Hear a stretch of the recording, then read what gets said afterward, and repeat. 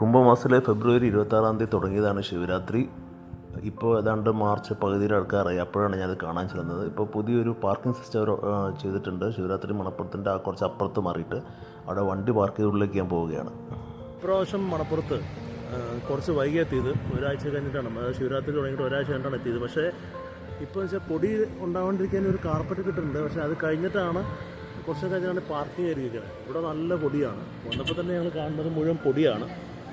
അപ്പോൾ ഇനി ആ പൊടിയിലേക്ക് പ്രവേശിക്കാനാണ് പോണത്. അപ്പോൾ പൊടിയിലില്ലാത്ത ആളുകൾ പൊടി വേണ്ടെന്നുള്ളൊരു മാസ്ക് കൊണ്ടാണ് നല്ലതായിരിക്കുന്നതാണ് എൻ്റെ അഭിപ്രായം. ശനി ഞായറാണ് ഇപ്പോൾ തിരക്ക്, അല്ലെങ്കിൽ ഇട ദിവസമാണ് ഇത്ര തിരക്കൊന്നുമില്ല. ശനിയാഴ്ച ഞായറാഴ്ച ആയിരിക്കും ആളുകൾ വരിക. പോരാത്തിന് ഇപ്പോൾ സെക്കൻഡ് സാറ്റർഡേ കൂടെ ആയിരുന്നു. പൊടി അത്ര പൊടി പറയാനില്ല. ഈ പാർക്കിംഗ് വരുന്ന സ്ഥലത്ത് മാത്രമേ പൊടി എന്ന് പറയാനുള്ളൂ. ബാക്കി സ്ഥലത്ത് പൊടിയൊന്നുമില്ല കേട്ടോ. അപ്പോൾ അങ്ങോട്ട് ജില്ലയാണ് ഇത്. കുംഭമാസത്തിലാണ്. ഒരു മാസത്തോളം നിൽക്കും ഇവിടെ. അതായത് ബലിതർപ്പണമാണ് ഇവിടെ മെയിനായിട്ടുള്ള ഉദ്ദേശം. അത് ശിവരാത്രി ദിവസം കഴിഞ്ഞിട്ടുള്ള ആ ദിവസങ്ങളിൽ ബലിതർപ്പിക്കുക. അത് കഴിഞ്ഞിട്ട് ഇവിടെ ഒരു ഫെസ്റ്റ് ഉണ്ട്. ഈ ആലുവ ഫെസ്റ്റിവൽ അല്ലെങ്കിൽ ഈ ഫെയർ ഏതാണ്ട് ഒരു മാസം നിൽക്കും. മാർച്ച് പകുതിയോടെ അല്ലെങ്കിൽ മാർച്ച് അവസാനം വരെ നിൽക്കുമായിരിക്കും. ഡിപ്പെൻസ് അപ്പോൺ ആളുകൾ വരുന്നതും സ്റ്റോളുകൾ ആളുകൾ കച്ചവടം നടത്തുന്നതൊക്കെ ഡിപ്പെൻഡ് ചെയ്തിരിക്കും എത്ര കാലം നിൽക്കുന്നുള്ളത്. ഇപ്പോൾ ഇന്നിപ്പോൾ ഞാൻ പോയപ്പോൾ തന്നെ കുറച്ച് ആളുകൾ ഒഴിവ് വന്നിട്ടുണ്ട്. അപ്പോൾ എത്ര കാലം നിൽക്കുന്നത് കണ്ടറിയണം.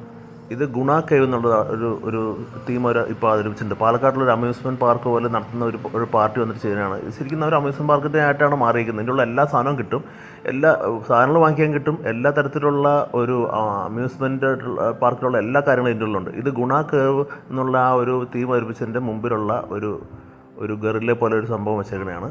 നമ്മൾ ഗുണ അറിയാമല്ലോ, ഗുണ കേവ്, തമിഴ്നാട്ടിലുള്ള ഗുണ കേവ് അതേപോലെ ഇതിൻ്റെ ഉള്ളിൽ അവർ ഉണ്ടാക്കി വെച്ചിട്ടുണ്ട്. അതിൻ്റെ ബാക്കിലായിട്ട് നമ്മുടെ ഇവിടുത്തെ ഒരു കാടുണ്ട്. ഒരു ലോക്കൽ ആൾ പണ്ടുണ്ടാക്കി വെച്ചതാണ് ഇവിടുത്തെ മംഗളവനം എന്നുള്ള ഒരു വനമാണ്. അവിടെയാണ് നമ്മുടെ ആലുവയിലുള്ള എല്ലാ പക്ഷികളും വൈകുന്നേരം വന്ന് ചേക്കേറുന്നത്. ജയൻ്റ് വീലുകളുടെ കളിയാണ്. പണ്ടൊക്കെ ഒരെണ്ണം ഉണ്ടായിരുന്നുള്ളൂ, ഇപ്പോൾ 2-3 വെച്ചിട്ടുണ്ട്. ഇപ്പോൾ ജയൻ്റ് വീലിൽ ഞാൻ കയറാറില്ല. പിന്നെ ഗുണാക്കേവിൽ ധാരാളം ആളുകൾ ഇപ്പോഴും വരുന്നുണ്ട്. ഇതിനെപ്പറ്റി വലിയൊരു പബ്ലിസിറ്റി പേപ്പറിൽ കൊടുത്ത കാരണം ഇത് കാണാൻ വേണ്ടി ധാരാളം ആളുകൾ ഇപ്പോഴും വരുന്നുള്ളതാണ് സത്യം. ജയൻ്റ് വീലിൽ കയറണം എന്നൊക്കെയുണ്ട്. പക്ഷേ ഈ നമ്മുടെ ഓരോ പ്രായത്തിനനുസരിച്ചിട്ട് അതിന് കയറണോ വേണ്ടെന്നുള്ളൊരു തീരുമാനം മാറിക്കൊണ്ടിരിക്കും. പിന്നെ കറങ്ങുന്ന വീലുകൾ, പല വെർട്ടിക്കലി കറങ്ങുന്ന ഹൊറിസോണ്ടലി കറങ്ങുന്ന വീലുകളൊക്കെ ഇവിടെ ഉണ്ട്.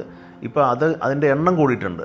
ശരിക്കും ഒരു അമ്യൂസ്മെൻറ്റ് പാർക്കിലുള്ള പോലെ തന്നെ ഒരു മിനി അമ്യൂസ്മെൻറ്റ് പാർക്ക് തന്നെ പറയാം, അങ്ങനെ ആയിട്ടുണ്ട്. പിന്നെ ഇവിടെ ഹൊറർ ഷോ, അങ്ങനെ പല പല ഷോസ് ഉണ്ട്. പിന്നെ ഒരു മിനി പ്ലേ ഗ്രൗണ്ട് എന്ന് പറഞ്ഞാൽ കണ്ടു. അങ്ങനെ കുറേ സംഭവങ്ങൾ.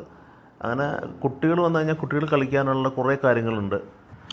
പാലക്കാട്ടിലൊരു കമ്പനിയാണ് ഇതായിട്ട് നടത്തുന്നത്. സോ പാലക്കാട്ടിൽ നിന്നുള്ള കാര്യങ്ങളാണ് ഇവിടെ അധികം കാണുന്നത്. പാലക്കാടൻ കത്തികൾ ഞാൻ ആദ്യമായിട്ട് ഇവിടെ കണ്ടു. പാലക്കാട്ടിൽ നിന്നുള്ള കത്തികൾ എന്ന് പറഞ്ഞാൽ ഞാൻ 2 കത്തി വാങ്ങിക്കുകയും ചെയ്തു. ഇപ്പോൾ എന്നെപ്പോലെ ആൾക്ക് വന്ന് അങ്ങനെ കത്തി അല്ലെങ്കിൽ ചെറിയ ചട്ടി ഇതൊക്കെയാണ് വാങ്ങിക്കുന്നത്. അങ്ങനെ ഞങ്ങളൊരു ചട്ടിയും 2 കത്തിയൊക്കെ വാങ്ങിച്ചു. പിന്നെ ഒരു ഷുഗർ കെയിൻ ജ്യൂസും കുടിച്ചു. ഇതൊക്കെയാണ് എന്നെപ്പറ്റി ഞാനൊക്കെ വന്നാലുള്ള ശിവരാത്രി. ഞങ്ങൾ ഇത്രയൊക്കെ ഇതിൽ നിന്ന് ഒരു പർച്ചേസ് നടത്താറുള്ളൂ. പിന്നെ കുട്ടികളൊക്കെ ആയിട്ട്, കുഞ്ഞു കുട്ടികളൊക്കെ ആയിട്ട് വരികയാണെങ്കിൽ അവർക്ക് കളിക്കാനുള്ള കുറേ കാര്യങ്ങൾ ഒരുക്കിയിട്ടുണ്ട്. അപ്പോൾ കുടുംബങ്ങൾ കുറേ വരുന്ന ഒരു സ്ഥലമാണിത്. ഫാമിലീസ് അധികവും ആലുവയിൽ നിന്നാണ് അധികം വരുന്നത്. പിന്നെ പുറത്തുനിന്ന് ആൾക്കാർ വരുന്നുണ്ട്. ഔട്ട്സൈഡ് എറണാകുളത്ത് നിന്ന് വരെ വരുന്നുണ്ട്.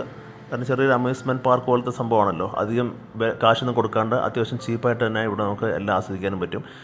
തിരുവിതാംകൂർ ദേവസ്വം ബോർഡിൻ്റെ കീഴിലുള്ള ഒരു അമ്പലമാണ് ഇവിടുത്തെ ആലുവ അമ്പലം. ശിവലിംഗമാണ് പ്രതിഷ്ഠ. ഇവിടെ നാച്ചുറലി തന്നെ ആറാട്ട് നടക്കും. അതായത് എല്ലാ കൊല്ലവും വെള്ളം കയറിയിട്ട് അപ്പോൾ ശിവലിംഗത്തിൻ്റെ ആറാട്ട് നടക്കാറുണ്ട്.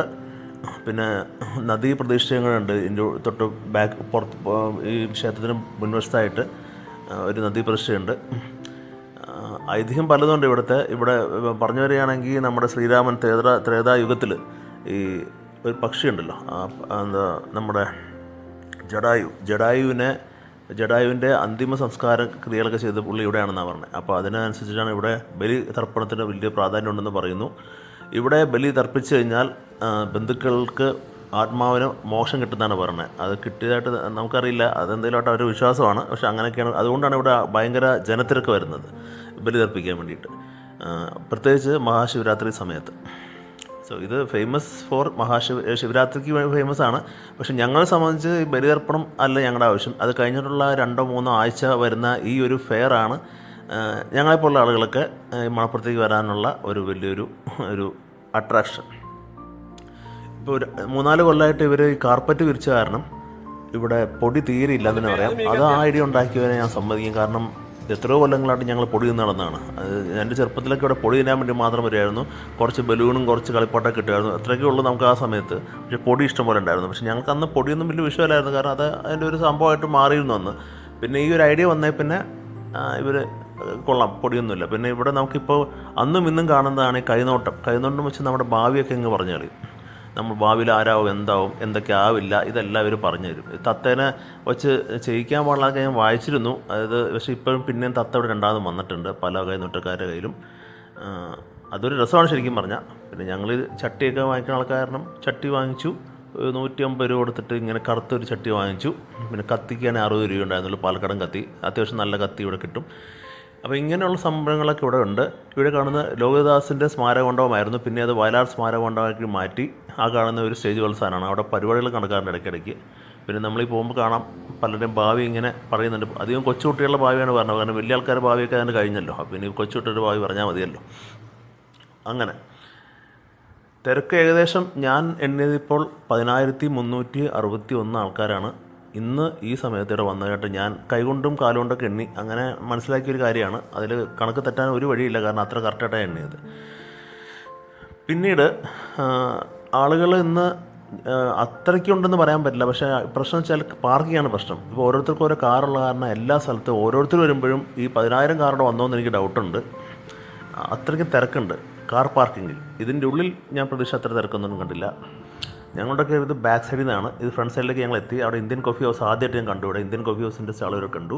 പിന്നെ മുനിസിപ്പൽ ഓഫീസിൻ്റെ സ്റ്റാളുണ്ട്, ഫയർ ആൻഡ് സേഫ്റ്റി, അങ്ങനെ കുറേ സ്റ്റാൾ എന്നുള്ളത് തന്നെയാണ്. അവരിങ്ങനെ ചെറിയൊരു കൂരയൊക്കെ കെട്ടി ഉണ്ടാക്കി വയ്ക്കും. ഇതാണ് ശരിക്കും ഫ്രണ്ട് സൈഡ്. ഫ്രണ്ടിൽ നിന്ന് കയറി തന്നെ ഈ സൈഡിൽ കൂടിയാണ്. അങ്ങ് അറ്റം വരെ പോകണം. ഇത്ര ഏരിയ ഉള്ളൂ ശരിക്കും പറഞ്ഞാൽ. അങ്ങനെ റൗണ്ട് അടിച്ച് ഇങ്ങനെ വരാം. അപ്പോൾ ഞങ്ങൾ കാർ പാർക്കിംഗ് ഞങ്ങൾക്ക് അപ്പുറത്ത് ഉണ്ടായിരുന്നു. അവിടെ നിന്ന് ഞങ്ങൾ തിരിച്ച് ഇങ്ങോട്ട് ഫ്രണ്ടിലേക്ക് എത്തി, പിന്നെ തിരിച്ച് പോവുകയാണ്.